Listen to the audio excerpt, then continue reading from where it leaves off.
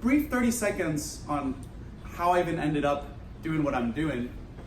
I'd spent my whole life not as necessarily a strong advocate for cannabis. I thought it should be legal. But if you asked me about the medical uses of cannabis, I would have said it was all a joke and that it was an excuse for people that wanted to use it recreationally.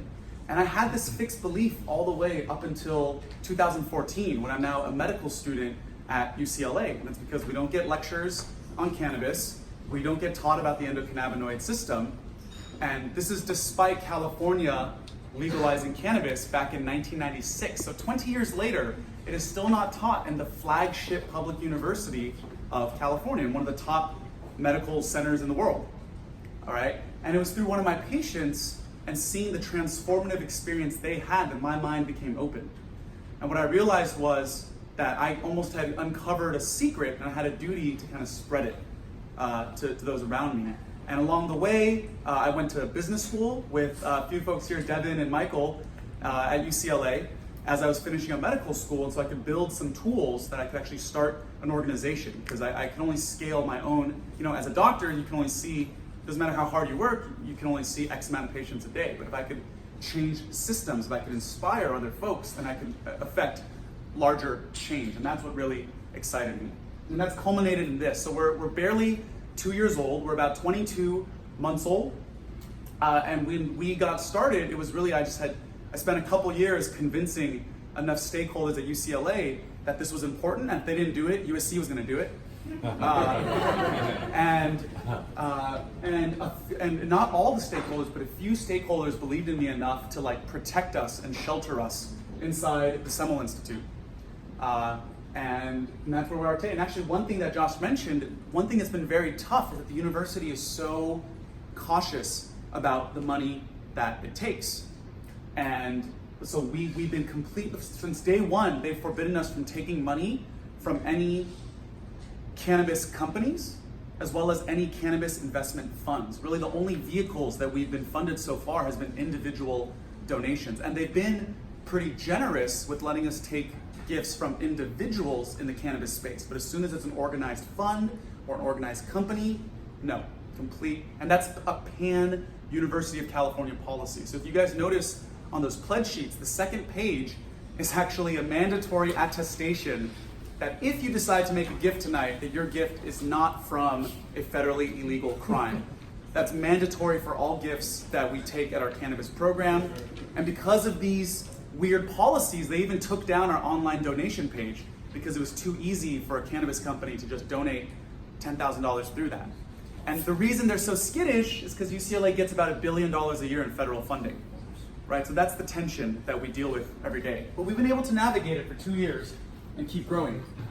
All right, so my talk runs about 30 minutes, and then we'll get you back to the sushi and then the cannabis and all the fun stuff. Yeah, so here's what I'll be talking about today. We'll do a brief history on cannabis. We'll talk about what is actually in our bodies that responds to the cannabis plant. Then we'll take a deep dive at what is cannabis, what's inside of it, and lastly, we'll tell you something that is kind of bubbling up right now in kind of the clash between the pharmaceutical industrial complex and this kind of grassroots group of folks that are trying to get cannabis to the masses.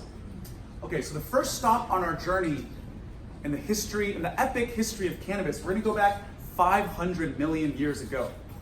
And I know what you're thinking. You're thinking dinosaurs, right? I've been thinking a lot about dinosaurs ever since the Raptors won the MBA championship. But you would be wrong. The dinosaurs existed around 150 million years ago. So this is much, much, much, much, much older than the dinosaurs. Now you're wondering, what happened 500 million years ago? That's when the endocannabinoid system evolved on this planet. Endo meaning internal, cannabinoid meaning cannabis-like. We only discovered this system about 20 years ago. And after we discovered it, we were like, okay, that's weird. It's in mice, it's in humans. Where else is it? Well, we found it in worms, fish, frogs, dogs, cats, birds, any animal you can throw at me probably has an endocannabinoid system. That's because it's 500 million years old. This system evolved in our ancient common ancestors of us and most of the animals on this planet. And we first thought this system was only present, and the reason we named it the endocannabinoid system is because we first realized that THC, the compound from cannabis, is what interacted with the system. That's how we discovered it. We finally figured out why THC acts on the system. And then we said, well, that's weird. Why do we have a system for THC to interact with? It must be because our bodies naturally produce something that looks very similar to THC. And that's when we found the endocannabinoid. And we named it anandamide, which is the Sanskrit word for bliss. So everybody in this room, you produce anandamide, you produce endocannabinoids that THC mimics. And at first we thought it was only present in our brain, where it acted on things like mood and memory and sleep. But then we later found it in our blood vessels, where it regulates blood pressure. We found it on our immune cells, where it regulates immune function.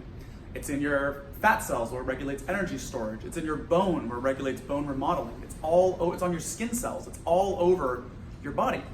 The system is a fundamental part of all higher order life on this planet. Therefore, it comes at no surprise that if there was a way that you could just manipulate the endocannabinoid system, you could have therapeutic potential in almost all diseases affecting humans. And this is not fringe research. This is research out of our own National Institutes of Health from a paper just a few years old. But right now, there's no FDA-approved medications that target the endocannabinoid system. Cannabis targets the endocannabinoid system. So you're talking about therapeutic potential in almost all diseases that affect humans. That's because this system is in every inch of your body, and it regulates a dozen different physiologic processes: mood, memory, appetite, sleep, inflammation, reproduction, energy metabolism. List goes on and on. Okay, next we're going to jump to about 3,000 years ago. And that's when the first medical uses of cannabis are found in recorded history, the medical uses. Hemp was being used about 10,000 years ago, mainly for rope and cordage. But about 3,000 years ago is the medical uses. And which civilization in the world do you think discovered this? China, yeah, right, my people. So it was this Emperor Shun Nong who discovered it. It was probably my great-great-great-great-great-great-great-great-grandfather of some sort. And he wrote about the medical uses of cannabis, and he named cannabis ma. And the Chinese word for numbness is ma, and it's the same Chinese character, right? Out of thousands of Chinese characters, cannabis has this exact same Chinese character as numbness. So presumably, he realized it was useful for pain, which he wrote about, and he named it after numbness. He called it big numbness, or the numbness plant, thousands of years ago. And when his court officers asked him, they said, "Emperor, how did you discover the medical uses of cannabis?" And to that he replied, "Well, I smoked it, but I did not inhale it." True story, true story. Okay, so out of China, you see, over the next several thousands of years, you see the documented course of cannabis for its medical use through other ancient civilizations. You see it show up in the Indian Hindus, the Persians, the Greeks, the Romans, the ancient Egyptians, Napoleonic France, until about 150 years ago is when it shows up in America. It's officially listed as a medicine in America. And you can go to these museums where they have old cannabis tincture bottles made by some of today's largest pharmaceutical companies like Eli Lilly. But from about 1850 till about 1940, for almost 100 years, this was a commonly prescribed medicine in America. We had national, federally legal medical marijuana. This is not something new. Up until 1940, you go to your pharmacy, you pick it up, and you would use it. And then the wave of prohibition hit. And you can go online, you can read about all the reasons why it was prohibited, but very little to none of it was grounded in science. In fact, the American Medical Association actually spoke out and said, first off, why are you calling it marijuana? It's called cannabis. And number two, they basically said, why were we not consulted in the 2 years that you guys spent creating this legislation? Why did nobody ask the doctors in the American Medical Association as to what the status of it should be? Okay, so now let's talk about what is actually in the cannabis plant. So first off, for some terminology. So whether you call it marijuana or cannabis or weed or hemp or sativa or indica or Mary Jane or dope or shtickayiki or the good stuff, or my personal favorite, the devil's lettuce. It's all referring to the same plant, Cannabis sativa L. All these other names were kind of just arbitrary nomenclature names. This is all the same plant. Where the real difference is what part of the plant are you using? So if you're using the stalk of the cannabis plant, that is what we colloquially call hemp. And you use it to make textiles, fiber, hempcrete, paper, things like that. But it's really the flower of the cannabis plant, specifically the unfertilized flower of the female cannabis plant. The future is female, mark my words. That is where, when we start thinking about the medical or the recreational use, that's where you find cannabinoids. And cannabinoids aren't found anywhere else in nature except for the cannabis plant. And hence we named it cannabinoid, cannabis-like. It's found in the cannabis plant. And inside that flower, you can find over, well, how many different cannabinoids does the cannabis plant make? 160. Oh, well over 100. But we've heard of really two in the popular mainstream media, CBD and THC. Those are the two most studied, but there's over 100. And these all have really interesting properties that science is only starting to scratch the surface of. But let's just break down THC and CBD real quick. So THC is responsible for the euphoria and the high of cannabis, whereas CBD it's not intoxicating. You don't get that effect. THC is also responsible for the addictive nature of cannabis, and I'll talk more about that in a second. CBD is actually, not only is it not addictive, it actually has anti-addictive properties. And who saw a couple weeks ago, they just published a study showing that people who were addicted to heroin but had just quit, if you give them CBD, you reduce their cravings for heroin and you reduce their anxiety. THC can cause motor impairment. That's why there's this concern about stoned driving. CBD doesn't do that. THC can give you the munchies. That's why that sushi plate back there is empty. Whereas CBD doesn't do that. In fact, CBD might even potentially suppress your appetite a little. Okay? So at face value, these are cannabinoids. They're found in the cannabis plant, but they look like they have completely different effects. However, in some ways, THC and CBD have very similar properties. They both have anti-pain properties. They're both antioxidants. They both have anti-anxiety properties, anti-inflammatory properties, anti-seizure properties, anti-cancer properties, and neuroprotective properties. And I'll talk more about some of these later on. So clearly, there's something very interesting going on here that we're just starting to understand. Now, another whole family of compounds that's found in the cannabis plant are things called terpenes. So who here has heard of terpenes before? See a couple of hands. Who here has heard of essential oils before? Some more hands. Yeah, so these are essential oils. They're found throughout the plant kingdom, but the cannabis plant just tends to produce an abundant amount and tends to produce a wide variety.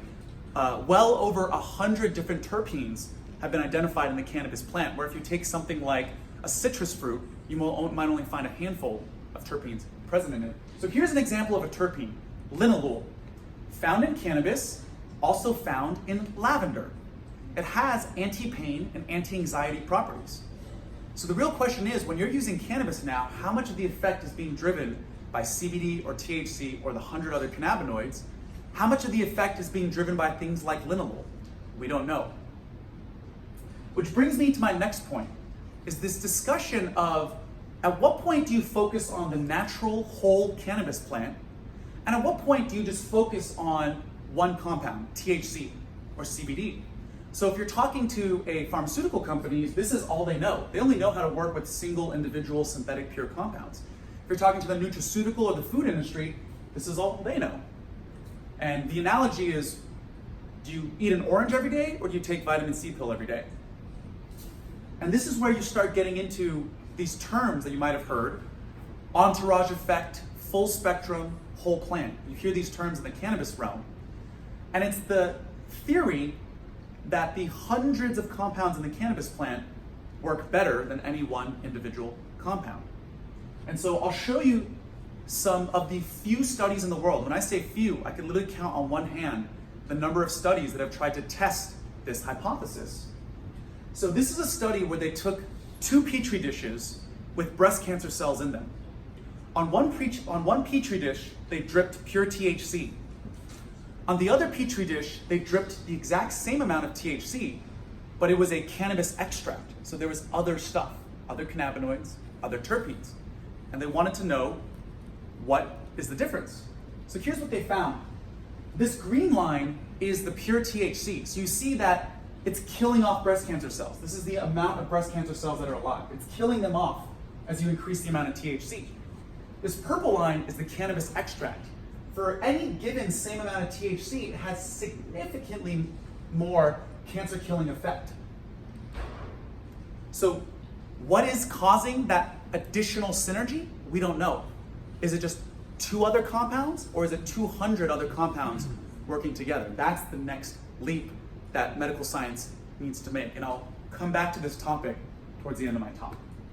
Okay, so shifting gears a little bit, now that you know the history, now that you know what's in the plant, let's talk about some of the harms as well as some of the benefits, because oftentimes the harms don't get talked about too much, and I want to talk about them today. So let's talk about schizophrenia. So there's pretty good data that people who have a genetic risk for schizophrenia, if they use cannabis heavily, they can increase the chance that they go from having a risk to having the disease. So that's not a good outcome, right? So if you have a family history of schizophrenia or psychosis, you should probably stay away from cannabis. Also, all the things I'm about to list right now, these are studies that were pretty much done with black market cannabis that was nearly all THC. It was bred for its THC, and it was used with a recreational intent. Okay? So the reason I bring that up is some of these harms, will they necessarily be present in a high CBD cannabis product that's eaten under a doctor's supervision, made in a regulated market that's free of contaminants? Okay? All right, pregnancy. Pregnant women should probably stay away from cannabis. We see that there's an association with giving birth to babies that have slightly lower birth weight, and that's not good. And pregnant women should stay away from alcohol, tobacco, cannabis included, okay? Adolescence. So we see that particularly in the critical times of brain development, early teenage years, 10, 11, 12, 13, 14, heavy cannabis use is associated with, as an adult, having lower IQ, lower educational attainment, and things of that nature. And whether it's correlation or causation, I don't think it's that crazy that the developing brain might be impacted by cannabis or tobacco or alcohol. Okay, so this is an adult product. Let's treat it like that. It's not harmless. Addiction. So cannabis is addictive. Let me repeat that again. Cannabis is addictive, both psychologically and physically. Now, the difference is that a vast majority of people who use cannabis never develop an addiction. Only about 10% of people who use cannabis at some point in their lifetime will develop some sort of problematic use or addiction. What do you guys think that number is for alcohol? Higher or lower? Higher. Almost double, almost 18% for alcohol. Cocaine, heroin in the 20s. Nicotine, 33%, the most addictive compound known to man. Okay? Driving, you're at a roughly 2x increased risk of car accident if you're driving stoned. And again, what do you think that increased risk for alcohol is if you're over 0.08? Higher or lower? Higher. It's about 8x. So 2x for cannabis, 8x for alcohol, even higher for texting. Because at least a drunk person's looking at the road. Texting, you're just like, you're not even, there could be a brick wall in front of you, you'll crash into it. Okay? Okay, lung cancer. Here's the interesting thing. Well, first off, all these studies were done on people combusting black market cannabis for recreational purposes, and that cannabis was completely just THC. It was just THC with some plant material. There was no CBD, there's not much else in it. We find that people that smoked cannabis pretty regularly, heavily for decades, are not at an increased risk of lung cancer. Even though when you're burning plant material, you're releasing carcinogens. And again, we haven't quite figured out why that effect is there. We also don't see emphysema and COPD, which is what is a very serious lung disease that tobacco smokers get. We don't see it with cannabis. We're not sure why. It's a different plant. There's different chemicals in it. What about overdose deaths? So how many people have died from a cannabis overdose? 0. Right, so to give you some numbers for comparison, alcohol kills about 80,000 Americans a year. Opioids kill about 60,000, and that number's rising very fast. That's why it's so alarming. But even things like non-steroidal anti-inflammatory drugs. Who knows, what's an example of a non-steroidal anti-inflammatory drug? Ibuprofen, Advil, Aleve, Motrin. Those kill about 6,000 to 10,000 Americans a year. And so cannabis kills 0 Americans a year. And it's not just Americans, it's 0 humans in recorded history. So you could make the argument that cannabis is safer than the Motrin you're giving your grandmother or your child. Okay? All right, so we talked about the harms. Now, what if you don't have a family risk of psychosis? What if, like me, you're not pregnant? What if, like me, you're still a man-child and no, sorry. What if you're the 90% of people who can use cannabis and never develop a problem with it? Well, and you're responsible about driving, then we understand that those harms are there, but let's not throw the baby out with the bathwater. So for most Americans that these don't apply to, that's when we can start talking about the medical benefits. And there's many. Here I've just listed some. Arthritis, anorexia, Alzheimer's, anxiety, autoimmune, aging. Those are just the A's in the alphabet. I literally ran out of space going down the list. And it's because of our endocannabinoid system. This system that naturally is what our body turns on when it wants to repair and maintain our body's health. That's the job of the endocannabinoid system. It's repair and rest. And things like THC are stimulating that. Okay, but amongst all of the medical conditions that could be helpful, I want to focus on 3 today, because those are 3 that we're prioritizing at UCLA. So it's the use of cannabis to address the opioid epidemic, to treat cancer, and to prevent Alzheimer's. And I'll talk more about each one of those right now. So, as you know, we're in the midst of our nation's worst opioid epidemic.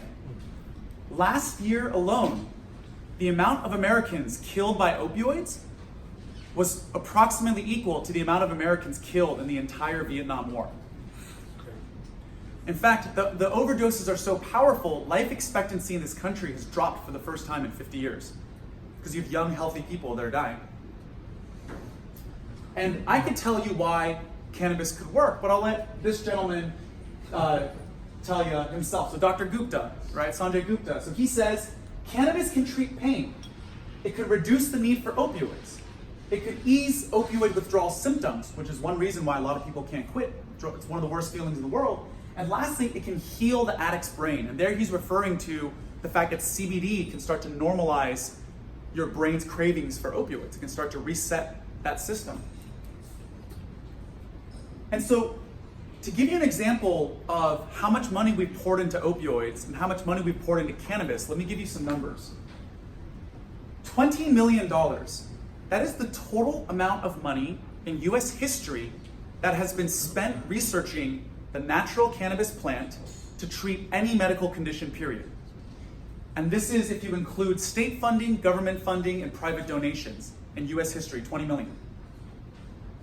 If you multiply that number by 100,000%, you arrive at 20 billion, which is how much opioids we legally sell to Americans in prescriptions every year. History? 1 year. So a question I often ask myself is, if a few decades ago we had funded research into the use of cannabis to treat chronic pain, would we ever have had doctors prescribing opioids for chronic pain, which is really what kicked off this entire opioid epidemic?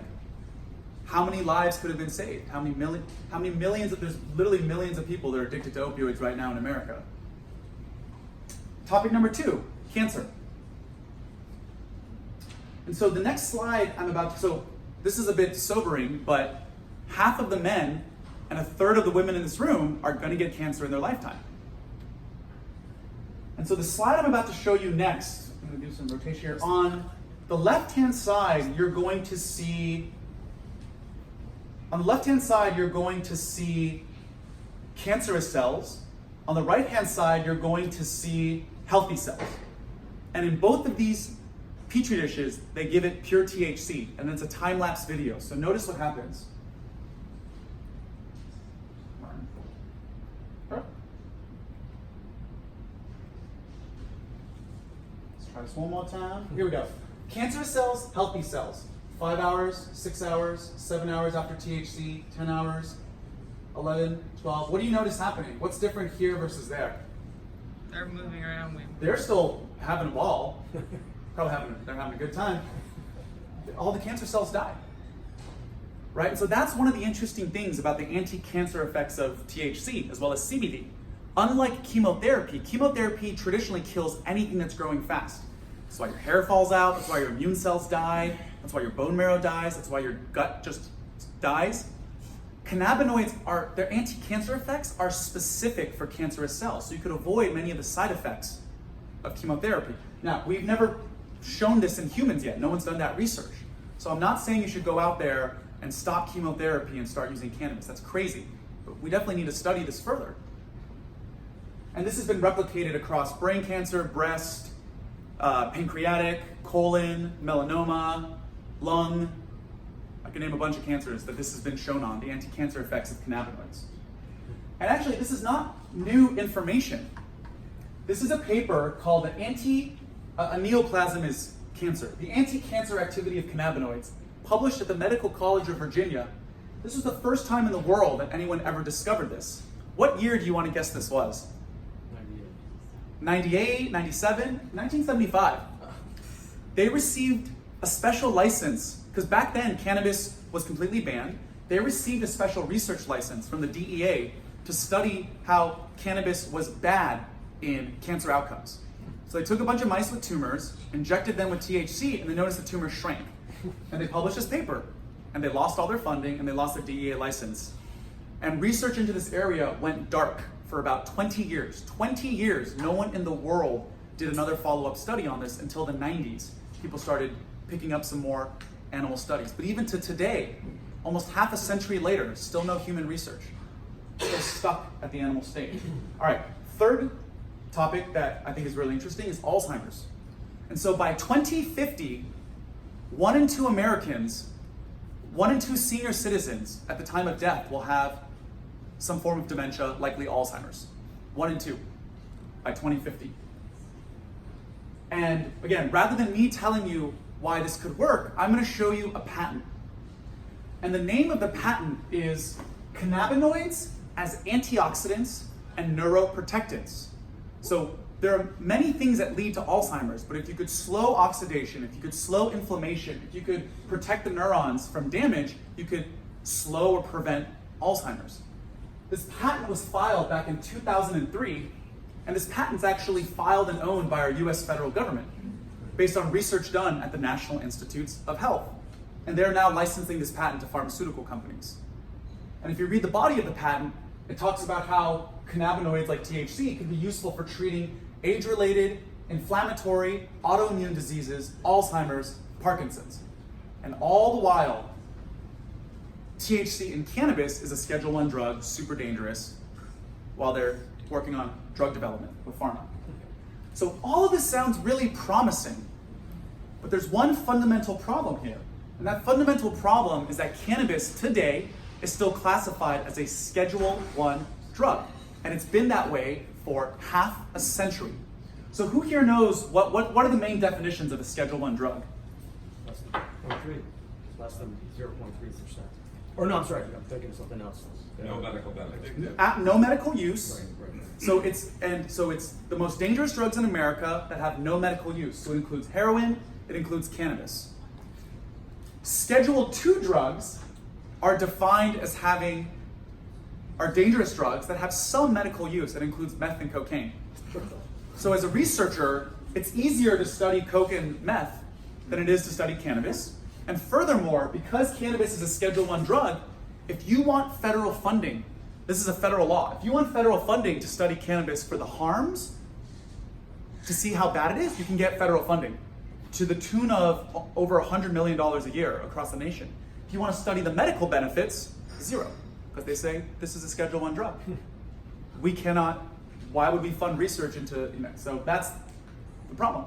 And as a result of this problem, there have been people who have needlessly suffered because they didn't have access, but more importantly, there wasn't research and knowledge to guide them.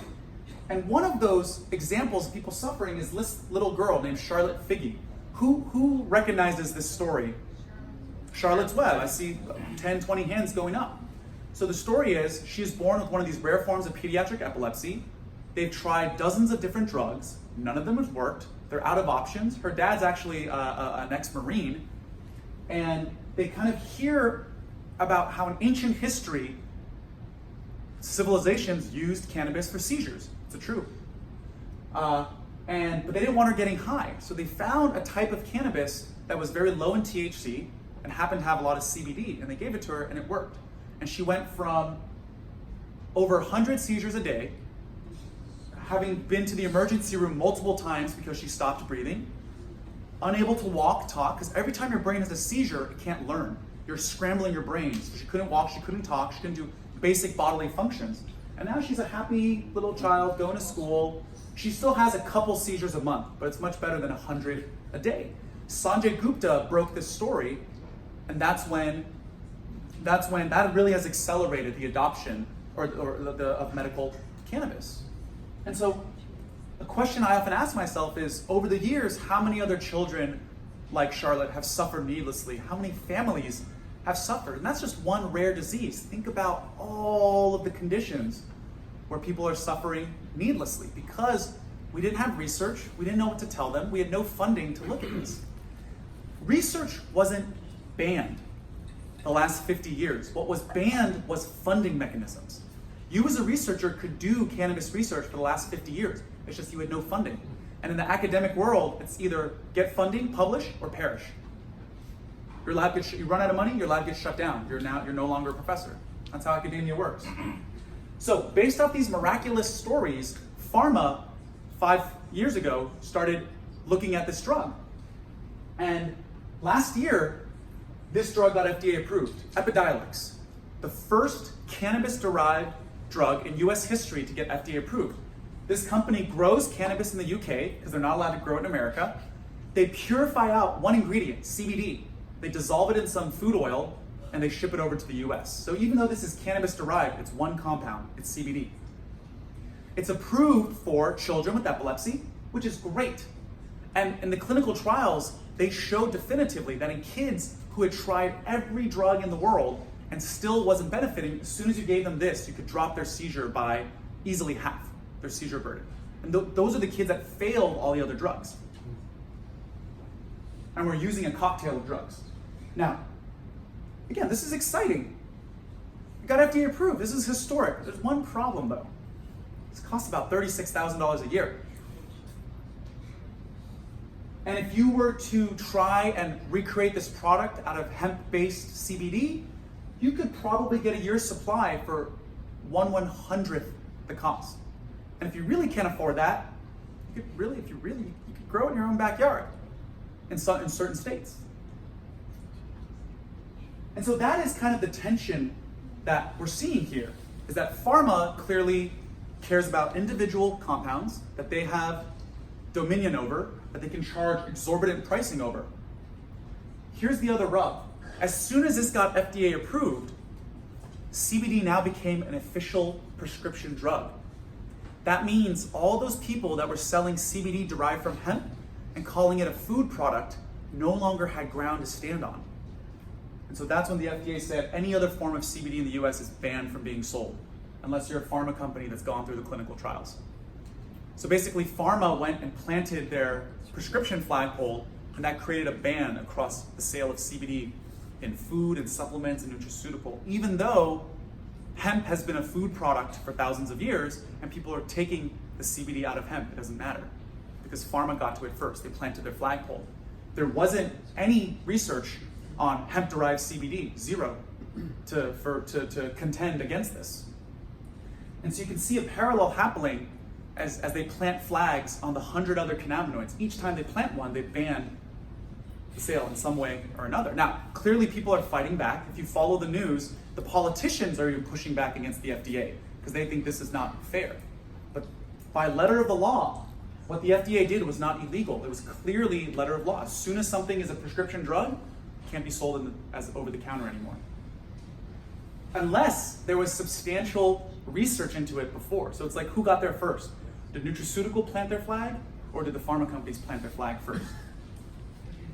Now, here's another thing. So I just came back from Canada. I was there with Tyler at this Civilized World Congress.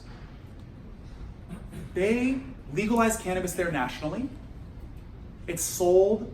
Shoppers Mart, which is the CVS of Canada, is now selling the cannabis as a medicine, and it's kind of in this weird bubble where it's not regulated like a pharmaceutical drug. But here's what you have to realize: Canada's a small country, and they negotiate all of their drug pricing. So from a pharmaceutical industrial standpoint, the Canada market is not much at all a driver of pharma profit. The US is the only developed country in the world that does not negotiate drug pricing. So we are pharma's cash cow. Who wants to take a wild stab at the annual sales of prescription drugs in America? Take a wild stab. 460 billion. Rick, 460 billion. That's exactly it. Right there. And this represents half of all global pharmaceutical revenue, our one country, our 3% of the world's population. We're the only developed country in the world that does not negotiate pharmaceutical pricing. So you can be damn sure that if pharma thinks cannabis is even going to take a 10% swipe at this revenue figure, what would you do as an industry to preserve $50 billion a year in revenue? And if you look at the data, people are substituting much more than just 10% of their pharmaceutical drugs with cannabis. Okay, so that brings me to my final point in all of this, which is that we have an urgent need right now to fund nonprofit research using the cannabis plant, not individual cannabinoids. Because as soon as you start focusing on individual cannabinoids, it's really easy to just push the plant aside and create that ban that I just mentioned, that monopoly. But researching the natural cannabis plant, the same way you might research other herbal products, or whether broccoli is good to add into your diet, the whole plant. And for good reason too. We saw data as to why the combination of compounds in cannabis might be more effective than any individual one. And that's in order to keep cannabis as a public resource. Because again, pharma's going to keep planting these flags. But when there's research on the natural product for those same disease states, it makes it a lot harder for pharma to get these monopolies. It also starts creating prior art that makes it harder for them to file patents. So that brings me to, how do we solve this, right? And so that brings me to what we've built at UCLA, the Cannabis Research Initiative. Again, one of the few universities in the world that's really jumping on this topic. And our mission is to help the world understand, what does cannabis do to our body, to our brain, and to our society? We're not pro-cannabis or anti-cannabis. We just want to get at truth and science. And so our program has grown very rapidly. We now have over 40 faculty who've joined our program. They represent 18 different departments at UCLA, 8 different schools at UCLA. And it's really unprecedented to see so many different folks sitting together, drawn together by a common subject matter. The folks from the law school, the business school, the urban planning school, the medical doctors, and the neuroscientists sitting down talking about this. And so I like to say that we are the shining example of how cannabis brings people together. That was...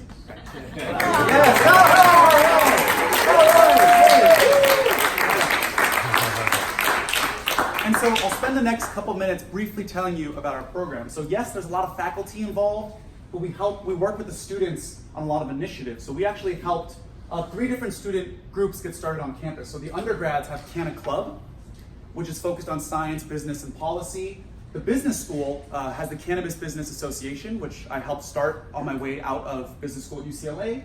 And this is the newest one, the law school, just started their Cannabis Law Society. So we help organize all these students to start these clubs, because clearly they're the next generation that's going to be leading this. On the education front, we give tons of lectures to the undergrads, the grad students, the residents, the doctors, the general public. We do a lot of education for international visitors. So this is actually a delegation of Korean academics who came to learn about cannabis. And this was because their nation was debating whether or not to legalize it. And about 6 months after they visited was when South Korea legalized medical cannabis. And it was fascinating. I'll tell a funny story. We took them to a farm, and the room they walked into, the first time they saw the cannabis plant, they did the most funny thing. They all pulled out their phones and assembled into like perfect selfie formation. Like they've done this before, like 2 in the back, 2 in the front, and they took like 8 selfies, and then they went back to like, okay, like now you can like tell us what this is. It was mind blowing. And then I was like, you can touch it. They're like, oh no, I shouldn't. You can touch it because you would go to jail for a really long time in Asia for possession. We also realized that you got to tap into the media, so we partnered up with Mashable, and we produced a series of short, tongue-in-cheek videos educating about some common misconceptions about cannabis, and this went out to this had millions of views. It was a way for us to reach the masses. We also work with the LA County Department of Public Health. We produced the first ever guide to cannabis for doctors, and this went out to all doctors in the LA County region to actually learn like what is cannabis, how theoretically would you prescribe it and use it. On the patient care front, this is an area where we're trying to develop further. UCLA is one of the largest academic centers in North America, academic health centers, best in the West, hospital for the last 30 years in a row. If the president is west of the Mississippi and has an issue, they take him to our hospital at Ronald Reagan at UCLA. So we have one doctor now who we trained up in cannabis, and they now will take cannabis consultations from within the UCLA health system. Before this guy, we had 0 doctors. So when a patient goes to their doctor, one of these several thousand UCLA healthcare providers, they go, hey, I need a cannabis recommendation, or I have some questions. They go, oh, you should go down to the beach. There's pot doctors down there. That's where we were sending these patients. Now we at least have one doctor who his waiting list is weeks long. But now doctors at UCLA have somewhere to send their patients about cannabis. Eventually, we want to build this out into the UCLA Cannabis Care Center. That's going to take years to get to that point. On the research front, this is where we spend most of our time. So we just hired a couple months ago our research director, Dr. Ziva Cooper. It's funny that I'm here in New York. So she was actually a big cannabis researcher at Columbia, and we were able to poach her and bring her over to Los Angeles. So we're very excited to have her. She's been doing cannabis research for the last 15 years, one of the leading researchers in the world. And under her direction, we have about 15 ongoing projects right now. Some are really early stage, some are about to complete and finish. And I don't have time to run through all of them, but some are looking at the harms of cannabis, like how do you help adolescents who are craving too much cannabis and using too much? How do you help treat seizures with cannabinoids? How do you help tax cannabis better? How should cities and states tax cannabis? How do you use cannabis for things like lupus? What happens to your lungs from smoking cannabis? How do you treat cannabis? How do you treat pain with cannabis? What happens to people using cannabis and tobacco? Are we somehow encouraging more tobacco use if people start smoking more spliffs? And this study, I'm very excited. This is about to kick off in a few months. So this will be the follow-on study giving people who are trying to quit heroin, giving them CBD. This will be a much larger follow-on study that will also test multiple different doses to find the most effective dose. So this will be the follow-on study to the landmark study that was published a few months ago. Other neurologic diseases that we're looking at. So again, going back to this here's the thing, all that research I just showed you, all of the harm research is funded by the federal government. The research that we're doing on the benefits of cannabis, those are using pharmaceutical pure cannabinoids, and those are funded by industry because we didn't have other options. And so what we want to move towards now is we want to study medical benefits, so we're ineligible for federal funding, and we want to study the plant. So pharma's not going to give us money for that. So that's why now the nonprofit funding side becomes the only way that this research is going to push forward, right? So we talked about the feds and pharma not funding this work.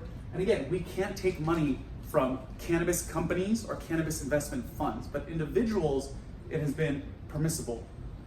We're also trying to tap foundations, but the preliminary feedback we're getting is that they're not super interested and they're pretty risk adverse. And I think their boards of some of these old foundations are maybe a little conservative.